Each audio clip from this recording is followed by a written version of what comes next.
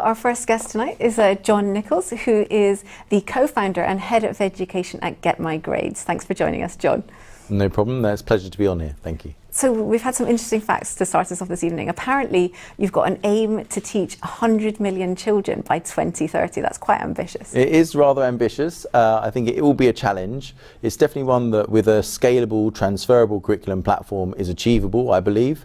But yeah, certainly we've got our work cut out. But I think that being ambitious is the way you need to be when you're thinking about creating a technology platform, an education platform that's this novel and on this scale. So yeah, I think that's fairly reasonable.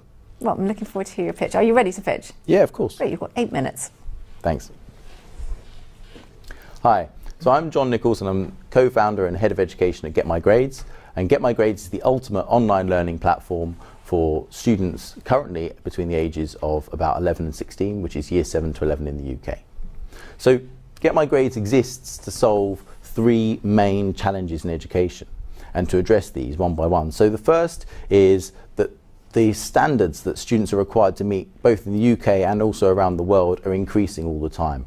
That's a great thing, but obviously the curriculum needs to keep up with that, and the quality of the curriculum needs to be sufficient to enable students to really succeed and to actually pass the tougher exams that are being created around the world. The second main problem is that there's a massive lack of educational data. So currently only around 3% of educational data is digitized, and the quality of that data tends to be variable or patchy at best. So most of the data at the moment is actually on paper in the form of exams that students have done or in their exercise books, and we're helping to digitize that in the data on student progress and their assessment data. And then the last big problem is huge. There's massive teacher shortage, which is worsening both in the UK and around the world. We're 69 million teachers short around the world by 2030. And there's no way in which we can address this unless we use technology to help us along with other solutions. So this is our team. As myself, head of education, I've got a background as a teacher and tutor for a number of years. I've had about 8,000 hours of tuition experience teaching a wide range of subjects. There's my wife and business partner, who's my co-founder, who's Samantha Nichols. And then we've got a team of developers, cognitive psychologists, and education professionals and former teachers to help us create the best transferable curriculum platform. So what is it that we're creating? The solution to these problems is a transferable curriculum platform. It's a curriculum resource that enables all schools to have access to the best quality curriculum resources, both in content but also questions. And one of the most important things is the diverse range of questions. The UK Department for Education is currently investigating how they can improve the curriculum across the UK. And our transferable curriculum offers the adaptability to make that a reality for all schools, including schools around the world. How does it work? It's quite a straightforward process. It's actually not a very complicated idea, but executing it is complicated and is difficult. So the first step is we've got educational content. That's not new. Many other people out there have that. You can get basic educational content on BBC Bitesize. But the important thing is that ours is based on both the best teaching practice and the best educational research, as collated by the Education Endowment Foundation. Second, we've got realistic questions. It's not just multiple choice, which is very limited. We've got far broader range of questions. Students complete that and they self-assess, which is critically important and an important part of any teaching or educational experience. We've also then got automatic data entry and live data recording from as the teachers are reviewing the work online. And that saves teachers tons of time in terms of manual data entry. So here are the differentiators for us. Realistic questions with student self-assessment, a transferable curriculum that enables us to have international adaptability. It's built by teachers who understand the education system, and we've got live data tracking for everyone from students themselves up to school leaders and even education ministers as well. In terms of the long-term potential, there's a number of options for a transferable curriculum platform like Get My Grades implemented effectively. We can build in schemes of work, we can build in monitoring parental engagement, we can even build in things like artificial intelligence to provide suggested answers to student responses, even if they're free-form text.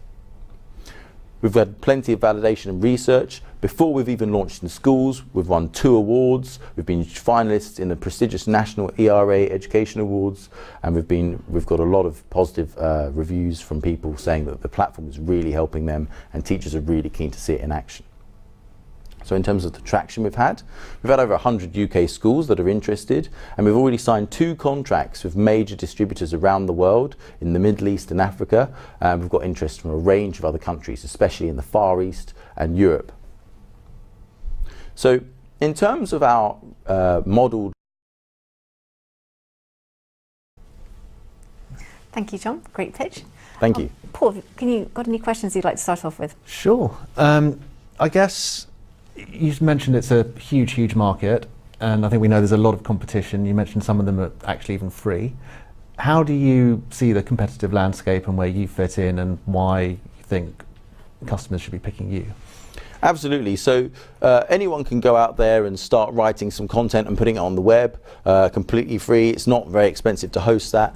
There are free resources out there. As you said, there's plenty of stuff out there that people can just Google. However, what you've got to look at is there's still a huge market for educational resources, and clearly the need for the most effective education resources and tracking solutions in schools is not being met. Schools are paying hundreds of thousands of pounds across the UK on textbooks which need updating every time the curriculum changes. The revision market, the revision guide market is still booming, as is the market for private tuition, which is now about £2 billion across the UK. So there's clearly a need for resources which are going to help schools and parents track how well their students are doing, not just provide them with some free content. And the live tracking is something that we do particularly well, mapping the students' strengths and weaknesses to every different area of their course. So who is it who's actually paying for this? Is it the schools or is it the parents? That's a good question. At the moment, it's possible for parents, tutors, or schools to buy the product, but one of the main sources of revenue for us over the coming years is going to be the international distributors. The education system in the UK is fragmented, which means that sales in the UK tend to be fairly slow and investors tend to be shy of UK solely focused EdTech products. But we've already got 2 contracts, one in Africa, one in the Middle East, and we're in negotiations with a number of distributors based in other parts of the world. And that's really interesting, trying to take this global, because is that only for countries or schools where they're interested in a UK curriculum, or can they? Well, that's wider. That's the interesting thing behind a transferable curriculum. The transferable curriculum means that it's possible for us to really quickly and easily bespoke map to a curriculum anywhere else in the world. So, for example, mapping to a curriculum in Africa has taken us less than 2 months for maths and English, where previously it would have taken a publisher several months to a year to really get anything substantial out there. And that's where we've really come into our own in terms of the expertise we've got with the teachers that we've got in-house, and also myself leading the education team. And John, what do you mean by live tracking data? So effectively what we're talking about is the ability for school leaders or teachers to be able to see at a glance, without too much effort, where are the students' strengths and weaknesses today. For an education minister to look at a set of schools and say, which of these schools need support today, as of the work that's been going on in the school over the last week. Not to be simply relying on league tables that might be months or even a whole year out of date. So that's really what we're looking for. Re-engineering and providing a solution to enable education systems to be far more proactive, identifying problems early and having the means to address them, which previously in the non-digital format in which education's usually been delivered, it just isn't possible or feasible. Which subjects are live at the moment? So at the moment we've got English and Maths live for everything from Year 7 to Year 11, which is up to obviously GCSE level. There's content that goes beyond the course, and the science is there's some taster science content already there, with science content being released up to September, and then we've got plans to release further subjects down the line. Of course, I remember doing multiple choice questions. Can you tell us what's wrong with automatic marking? I didn't even, are they automatically marked? Is that how they mark them? So multiple choice questions are automatically marked. There's no point in doing anything else with them. But the real advantage is having questions that are the realistic compared to what students would likely get on a real exam, that really encourage them to think deeply and ask them challenging questions that may be short essays or short answer questions, such as those you'd find on a GCSE science paper, for example, or on an English paper. Multiple choice questions, they're reasonably good for simple factual recall, but if you really want to understand whether someone understands the themes in Romeo and Juliet, or if someone can understand how to design an experiment for testing, I don't know, photosynthesis or something like this, you have to have that diverse range of questions. And the important thing is that teachers are supposed to be looking at their students' work. When you give them multiple choice quizzing apps, they still set work on paper because they know they need that information. So we're effectively taking that from a pedagogical perspective, we're taking world-leading teaching practice and we're putting that into an online learning platform. So it's more the fact that multiple choice questions really aren't the best way to like test somebody's knowledge, not just the way they're marked. Yeah, they're a good way of testing some basic levels of knowledge, but they don't test the much deeper level of understanding that really people want to know if their students have got that ability to go into a GCSE examination or into an A-level examination or equivalents around the world and really understand the ideas that they're supposed to be being assessed on.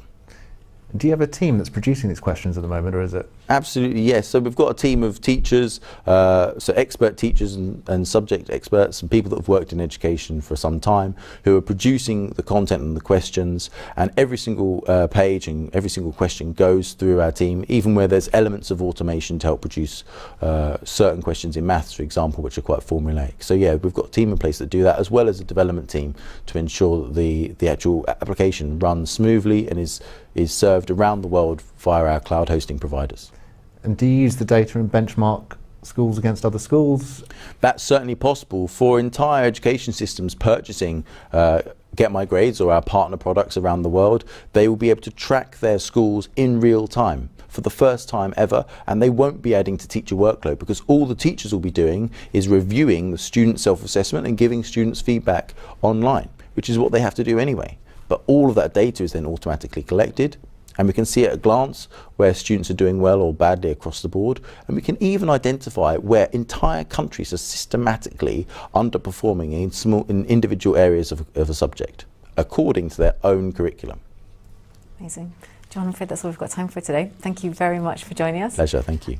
If you'd like to find out more about Get My Grades, you can do so on Crowdcube's website. That's crowdcube.com.